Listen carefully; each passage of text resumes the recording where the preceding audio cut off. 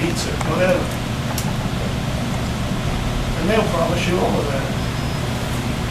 Just come on out, and we'll give you a plane or whatever to get away, we'll give you whatever you want to eat. But you ain't gonna get it necessarily. They want you to come out so that they can get a direct beat on you with a sniper. In a lot of instances. They won't kill you.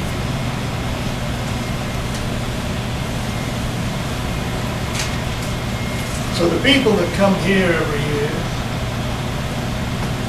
come knowing that this is the history of what's gone on in this country for years and years and years.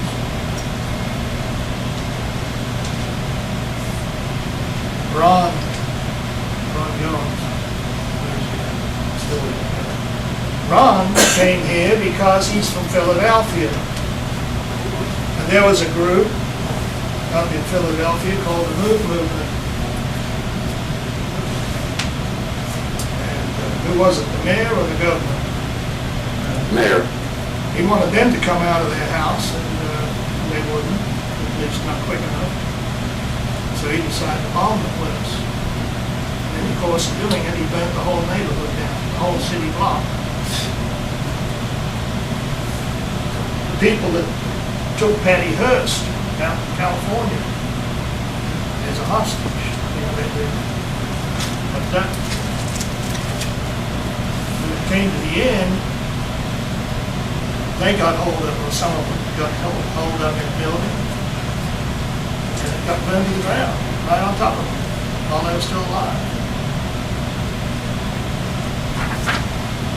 We promised the Indians certain things if they agreed to move to Florida or move to Oklahoma or go somewhere. And what happened?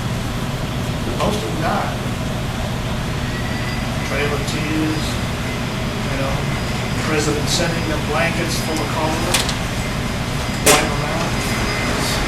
We've done it to Indians, we've done it to black people, we've done it to religious groups. So we went out first. We may not be the last.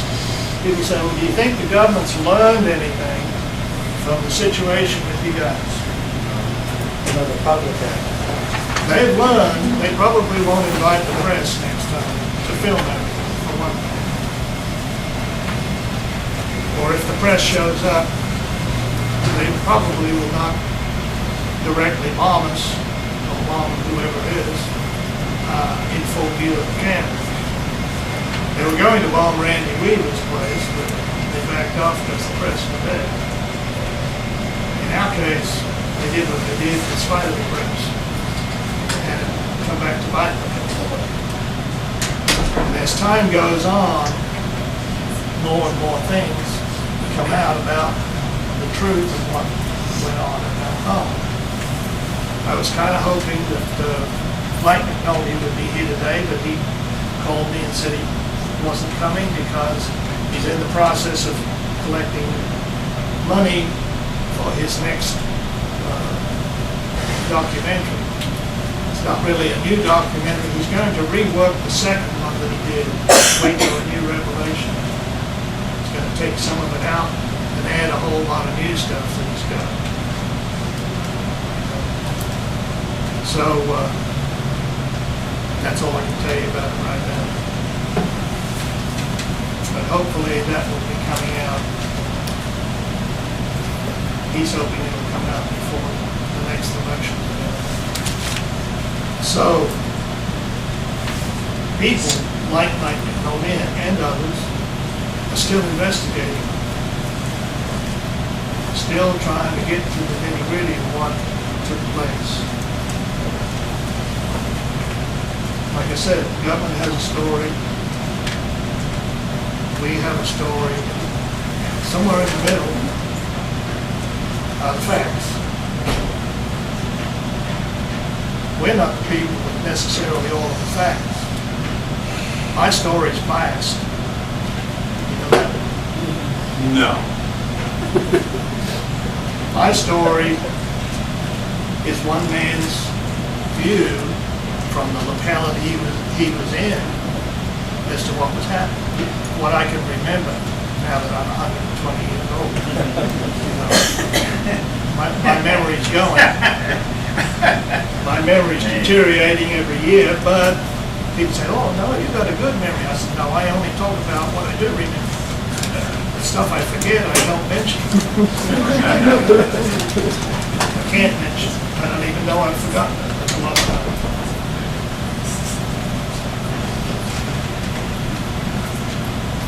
The facts are not always familiar, even to the people who were there, whether they were on the outside or the inside. You have to understand that. If a person tells you their version of the story, they may be doing it in all honesty, because that's what they remember, or that's what they recollect seeing or hearing. But there were other things going on. Catherine Wessinger, who you heard from year to year speak, she was telling me she was listening to negotiation tapes and stuff. And she asked me about a situation. She said, what about Steve Schneider asking the FBI if he could come out and set off 7 incense needle cans or whatever, or smoke cans, different colored smoke. And he got permission to come out, and apparently he did it. I have no recollection of that. Even though I spent most of the siege just a few feet inside the front door. But I didn't see everything. I didn't hear about everything. And if you, from our perspective, when we were listening to the negotiations, we're hearing one side of it. The person that's on our end of the phone, we're not hearing what's being said on the other end. And we may tell the story later by what was relayed to us, but we didn't hear it. You'll notice when various TV stations or networks decide to do a documentary, do a show. In the interest of fairness, they think that it's the poor form to just have a few survivors get up there and tell their story without having an equal number or a bigger number of agents get up and tell the government side. Pay attention. I guarantee you in the last 20 years, that most times that they do that, you've got the same agents getting up time after time. Now, of course, in our case, it's the same guys giving our story because most of our other witnesses are dead. But they don't put just any old agent on the TV show or, part of the interview, because some of them will not tell the government line. You know that? There were agents that got up in our trial in San Antonio that said things they didn't like. The government. They told a little different version that most people heard at the morning briefings or whatever. See? For instance, who shot first? The government tells it. When we heard that something was going down, heard that there was to be a raid or somebody was coming out, that we all immediately, 100 and something people, went and grabbed guns, got into our, sniper positions and ambushed them. And we didn't even wait for them to get there. They claimed we were shooting at them just after they turned in the gate and were coming down the driveway. They will tell you, we shot first. They don't tell you that the helicopters were shooting to distract us from the vehicles coming in. Maybe that's what the federal agents heard, was the helicopter shooting. People in the helicopter shooting thought it was us. I don't know. The government story about the helicopters is there were no guns on the helicopters. But we tripped them up in the court case, you know, because there's too many witnesses that say, oh yes, there was, and there's bullet holes coming down through the roof, and, you know, Peter Gent's up on the water tower, he got shot. We had 3 agents in the court that said, oh yeah, we shot him from the ground with a 9mm. But if Peter Gent up on top of the water tower had been shot from the ground with a handgun, the trajectory of the bullet would have been coming up through his torso or wherever it hit him, coming out at the higher end, on the higher side, you know, at the back. The bullet wound with Peter Gent was straight through. Whoever shot him was level. But the government said there were no guns on the helicopter. And we pressed them through our lawyers. On cross-examination, they finally admitted. Well, what we meant was there were no mounted guns on the helicopter. Yeah, the agents had guns. Because they would have did that shoot. They would have. So they were out there flying around circles, like I said, for almost half an hour before the trucks even got there. The agents that got out of the first truck that pulled up to the north end of the building, their testimony in the trial was, when they were asked, where did you hear the shooting first? They said, down near the front door. Well, what did you think when you heard that? We thought it was our guys killing the dogs, taking care of the dogs. They shot 5 of their dogs just outside the front door. The excuse was they said they looked fierce. They were barking. The truth was they wanted to get into the dog pen and get right up to the windows so they could put the flash fans and so forth through the windows. So they shot 4 pups that were like almost a year old. And then they shot the mother who was chained to our flagpole and couldn't get at anybody. Plus the fact there was a fence around all of these dogs. They shot them all. And that was the plan. When they orchestrated this raid, they had given each team of 3 or 4 guys jobs to do. Some of them ran around the south side to a slipstream camper that was on the property, because they're going to rescue the old ladies that live in it. This is how good their information was. Those ladies hadn't been in those trailers for well over 6 months.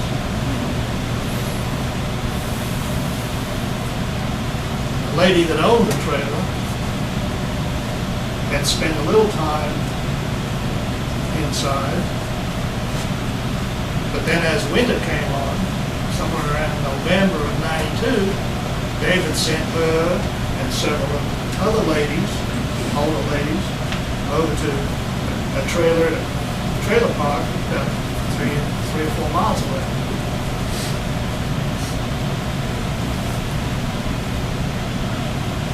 They got 8 agents sitting in a house across the road watching us every day, logging everything we do, who came in the door, who went out the door, etc., etc.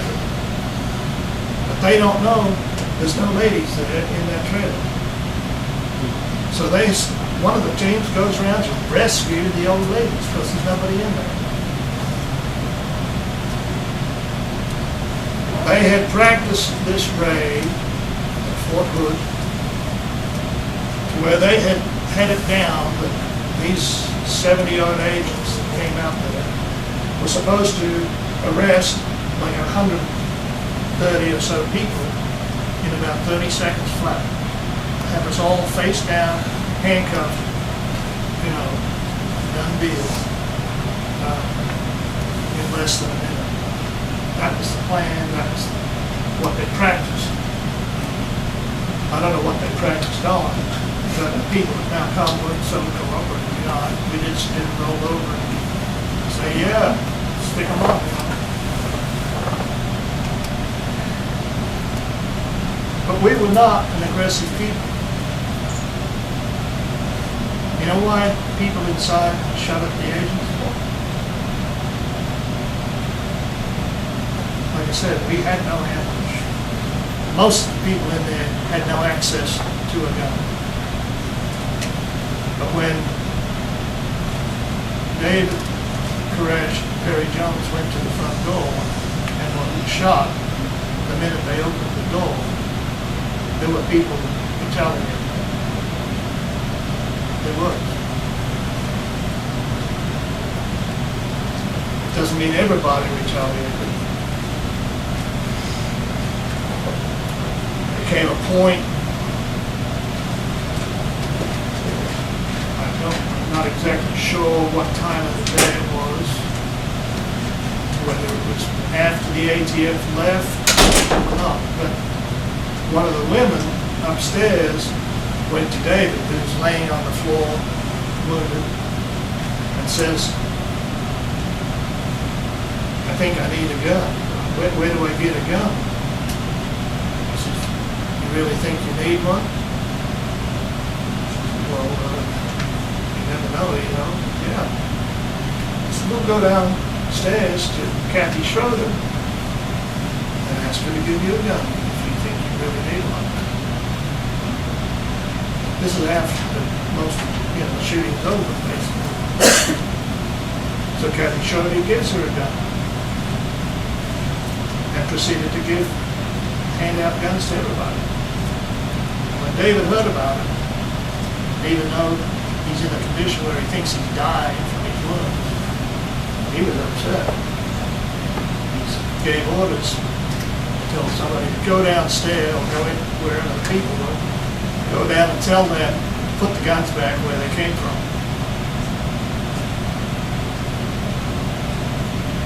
And there were some people who weren't too bright with guns, that's why they didn't have any.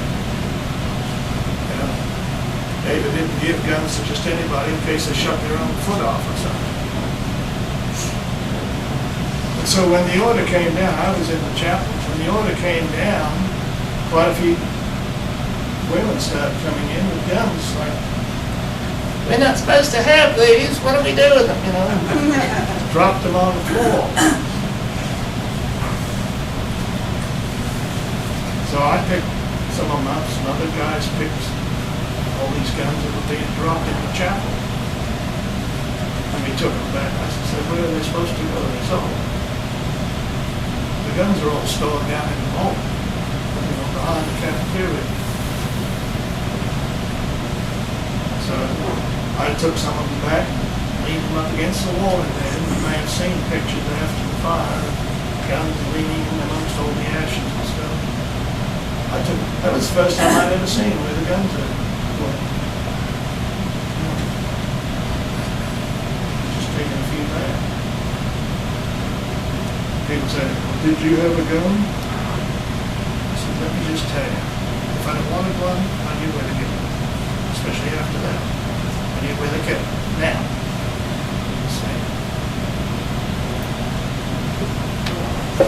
when I was taking Perry Jones, who was wounded, back, put him on a bed in the men's dormitory area, there were guys in the men's dormitory standing in the hall going, what's going on? What's going on? I said, you can't tell what's going on? We're being shot at. You know? Somebody out there shooting at us. Here, give me a hand with Terry, you know. None of those guys had guns.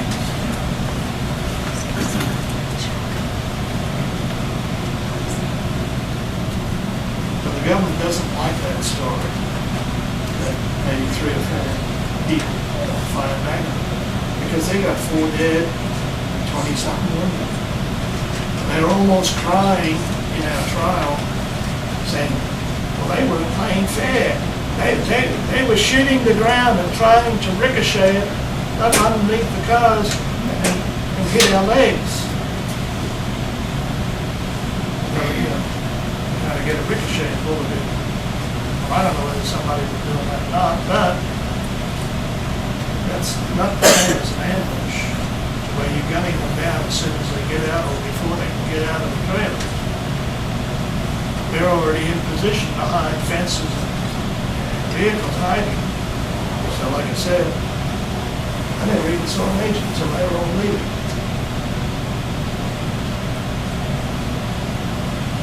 It's hard to believe it.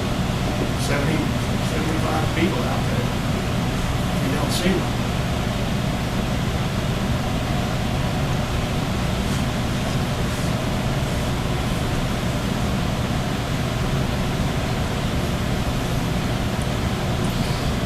As a result of what happened at Mount Carmel 20-odd years ago, all of a sudden this country's got a great influx of people with guns, militias, people that are claiming their right to bear arms. They don't need short sleeve shirts, they need weapons.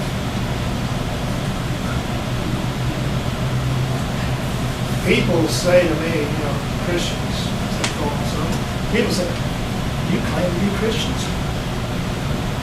How come you had guns?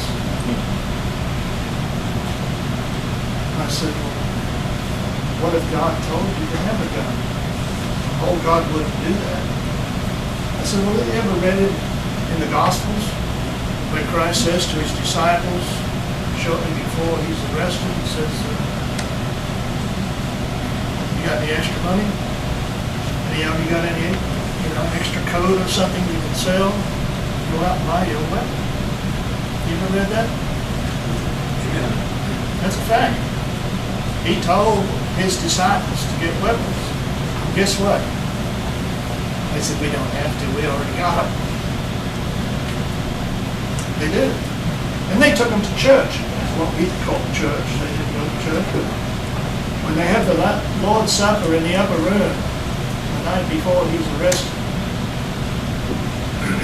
according to the record, they finish, with the foot washing, bread, and the wine, and all of that stuff. And they go directly there about midnight. They leave and go down to God, Gethsemane. Right? And Christ tells his disciples, hey, watch with me when out, pray with me, because they go to sleep. He has to keep waking them up. What's the matter with you? You can't stay awake for an hour or so.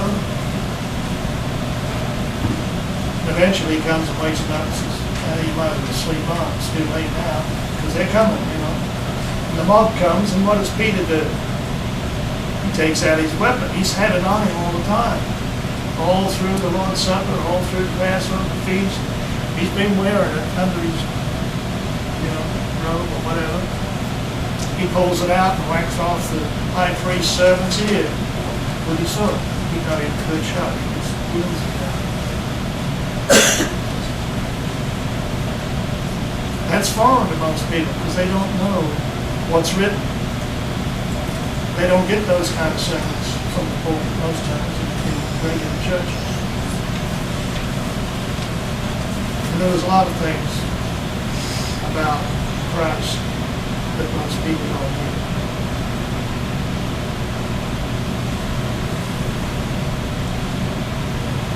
We learned a lot of things from there. A lot of things that for people that have been studying most of their lives, studying the Bible, we thought we had it down pat pretty good. We were shocked and found out that we didn't know as much as we thought we did.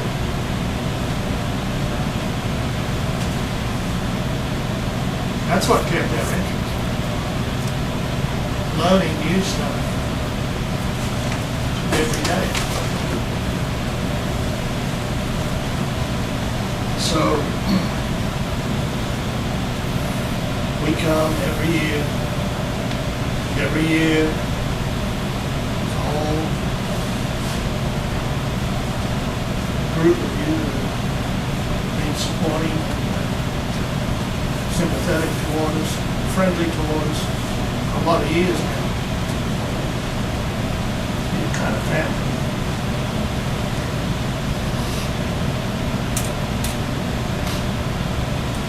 But every year, there's some new ones. People that haven't been before. And so we tell the same story, or variations of the same story for their benefit. This year, I don't know why this year as opposed to last year or whatever, but this year there's been an awful lot of magazine articles about us, not always complimentary. Some of the weirdest magazines putting articles about us, and then one was called Colts, one was called Dazed and Confused. But in one way or another, negative or otherwise, the story's still going around 20-something years after the event. Got a whole new generation that didn't know anything 20 years ago. Weren't even born, or were so small they didn't comprehend what was going on.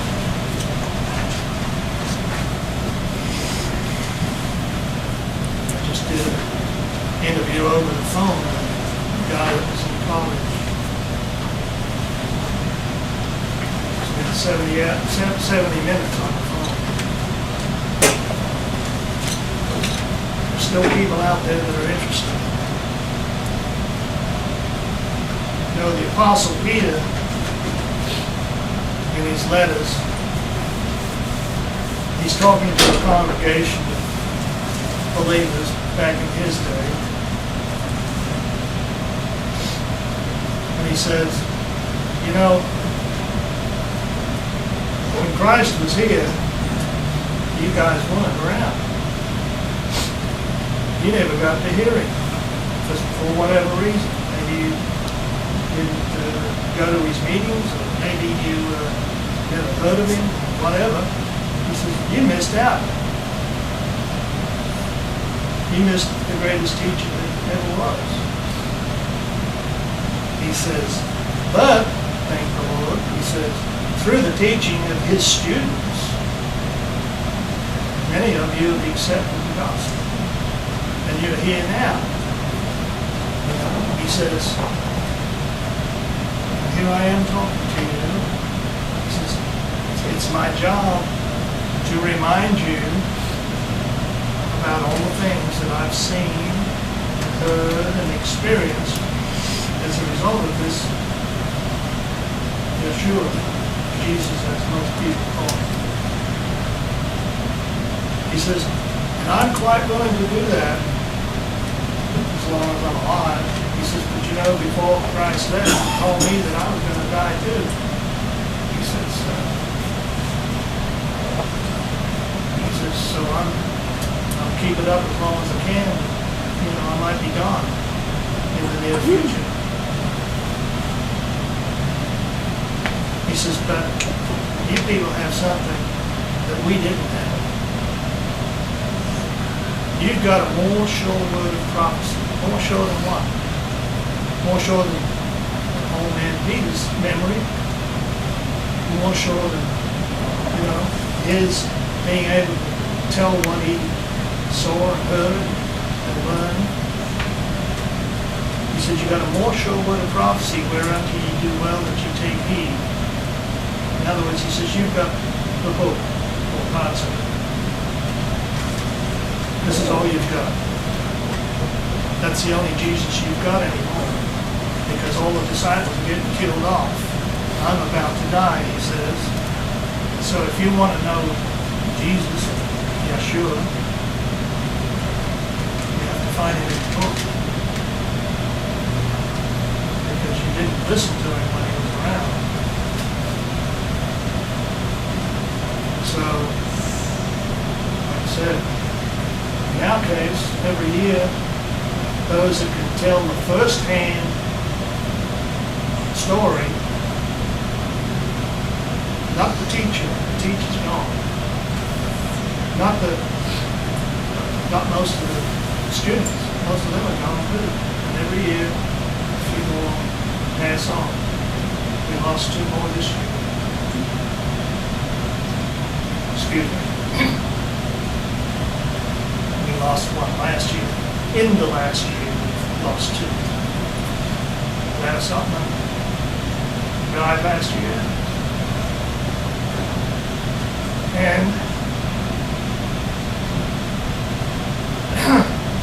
recently Bob Kendrick passed away in North Carolina.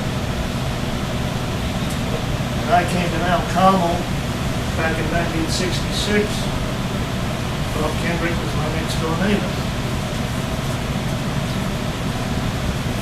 So I've known him a long time.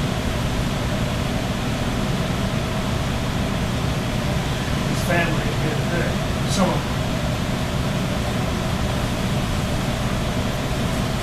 When I was in jail, when I first went to jail, I was in solitary nurses school. But after I got out of there, they sent us up to what they called high five at the county jail downtown. And each cell had 5 beds in it. Bob was next door to me. But when we went to San Antonio for the trial, Bob and I shared a cell, 2-man cells. So we spent from November through the end of February, the only two in that particular cell.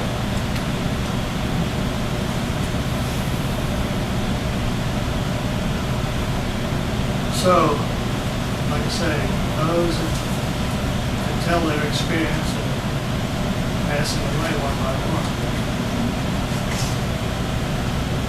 Sherry Jewell's mother died earlier this year. And another thing that concerns me and bothers me is that a couple of survivors that were here a couple of years ago, as you might remember, Brad Branch and Kevin Whitecliffe, we went through jail together, we went through the trial together, and Brad and Kevin were amongst those that got 40-year sentences,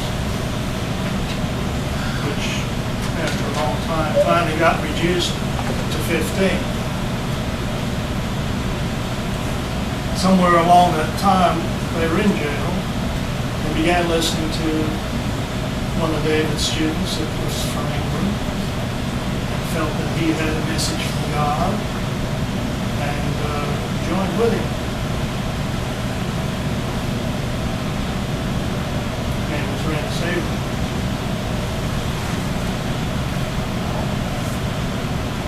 Late last year, of course, Rennis has been teaching his version of the scriptures probably for 18 or so years. But late last year,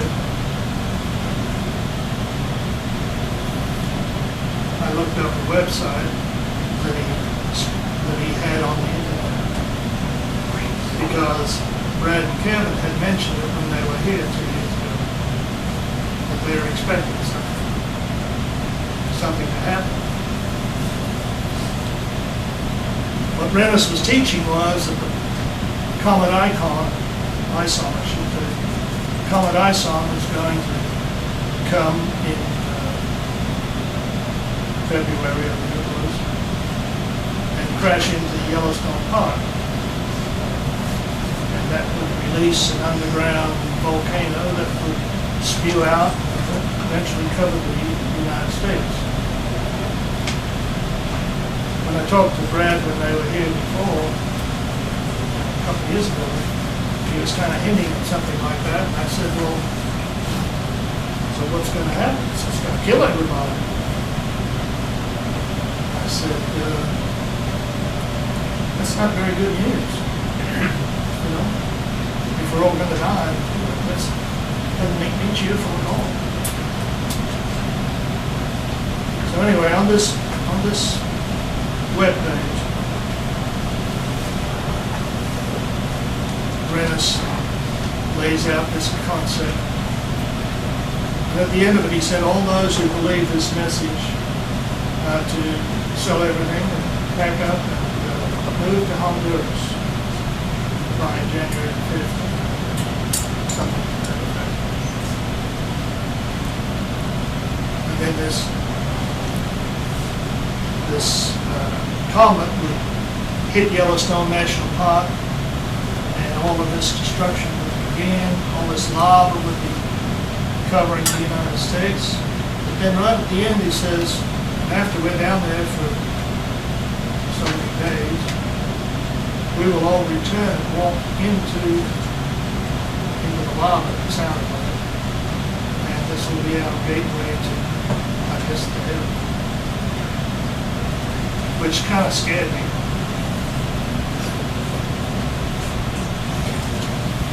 Dennis's webpage has been taken down.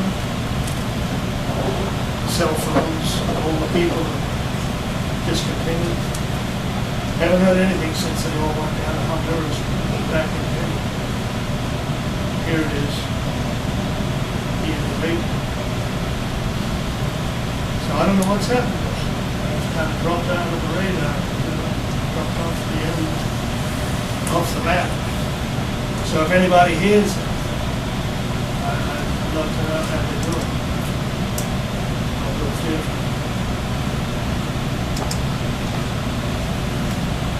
Needless to say, I did not buy into that doctrine or that concept. If you followed Comet ISON, if you followed, on the internet or on the news or whatever, ISON didn't even come close to the Earth and ended up crashing into the sun, disintegrating. I could follow along somebody's getting excited about a phenomenon in the heavens as being a portent of doom or whatever. I could buy that. There's a lot of strange stuff floating around up there, and every once in a while someone that comes down here does some damage like the one that hit Russia. I could go along with somebody predicting something like that if they thought it was a possibility. And I can accept it if they're wrong, based on, But Rennis went a little further. He said it's not a real comet. It's the Lord himself physically coming down in judgment. So I said to myself, if you're going to personify it, if you're going to make it a person, God coming, I think he knows how to get to your dimensional heart. I don't think he would be drawn away by gravity or, the effect of the Earth spinning or the moons going around the Earth or us traveling through space that would deter him to where he hits the sun by mistake. It didn't make any sense to me. But there are people that bought into that. And, like I said, I'm very concerned. I have spent the last 20 years trying to keep track of all of the students that they've had, either directly or indirectly. And, so it kind of concerns me that they haven't been heard from since January. So I hope you pray for me.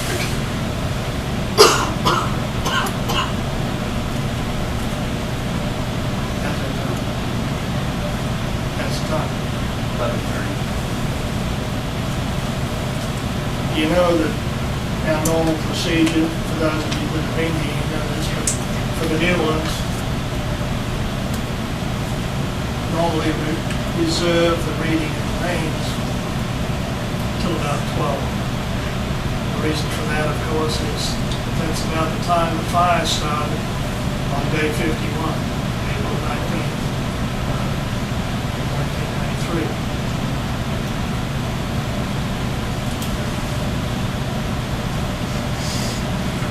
Fire lasted, did its work, you might say, in almost as much time as it would take me to read the names. The whole building was down in about 12 minutes. Thanks to the tanks making a chimney out of it, poking holes all the way around it, with 30-mile-an-hour winds. Speeded up everything.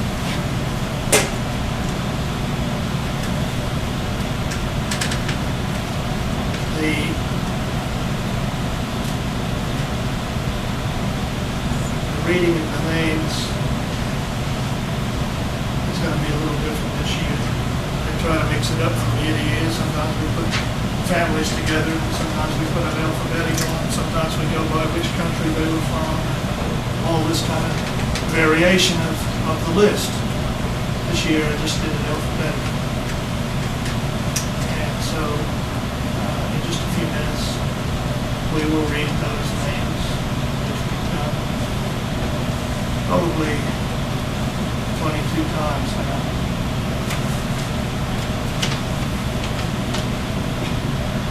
When I got out of jail, I found they'd had a memorial in June of 1993 while we were still in jail. So it wasn't an annual, it wasn't on the day of the raid or the fire, it was back in the middle of the year. When I got out of jail, which was February 28th, a man by the name of Dewey Millay called for a memorial out at Mount Carmel. And so I attended. It was convenient because I was living in Dewey's place at the time. And when it was over, he says, I'm going to bow out. He says, he kind of handed the responsibility to me. He says, I want you to take, put the memorial on from now on. He says, I may still come, but I'm not going to be here. So that's what I've tried to do. I think there's only 1 year I did so. Let's see. Otherwise, we've met together at least 20 times. How many of you have been here already all that time? Anybody here that was at that June memorial in '93? It was July the 3rd. July the 3rd. Yeah. Got pictures. I've got pictures too. It's funny, Ruth Riddle was at that memorial. You know that? And after the memorial, they put her back in jail. She ended up going to prison. But she was out at that memorial. The one and only one, I guess, that she attended. Been a lot of people, we read the names of those of our family that died, but there's been many friends and many supporters that have also passed on over the years. Ron Engelman, different people that have played a role in this process of finding out just what the government did, offering to help the guy that built the chapel out of Mount Carmel, George Pulley. yeah. He passed on very shortly after he completed it. And so we're grieved by that too. We're hurt by the fact that these people that become near and dear to us are also getting old. They're also succumbing to sickness and different things.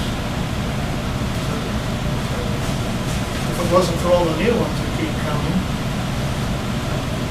our overall numbers would continue to diminish. But it seems like we can still get a pretty good crowd. So, We're never going to forget. No, impossible to forget. well, I believe that. The sad part is that in 1993, people were polarized. You had those who thought the government was, perfect or whatever, couldn't do anything atrocious, anything illegal. Basically put their head in the sand, figure that if they did that to us, we must have deserved it. You've got those that took the attitude, well, these people were wicked, these people were deceived, these people followed the devil, or a monster, or whatever. Most of those people still have that attitude. Very few that made a definite decision one way or the other 20 years ago. Most of us pretty much stuck to it.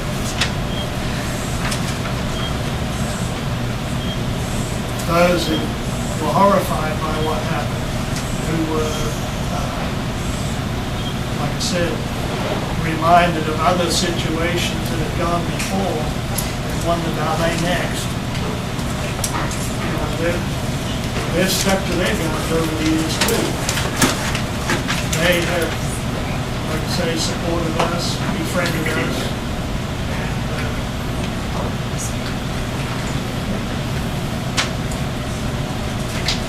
Like they say, they won't forget. Buddy Ranch right now, out in the bottom. Wakewood's been brought up. I guess most of you have heard about it. Somebody asked me the other day, when I was just getting started, what's a ring? What's this thing about a ring? Have you ever seen movies? Range wars used to be where cattlemen didn't want the farmers putting up fences, or maybe they didn't like the sheep herders coming in, and you had a shootout. I said, that's about all I know about range wars. I saw it on the news the other day where they were suing the dogs on some of the guys, tasering them. And I don't know whether it was today or whether it was last Saturday. There was supposed to be a lot of militia people. So there's over 100 people out there camping out with them right now, brought their families with them. So we need to remember them in our prayers too. Hopefully that it'll be resolved without bloodshed, without anybody dying. But like I say, it's already got a little violent from just a little bit I've seen, a week or so ago.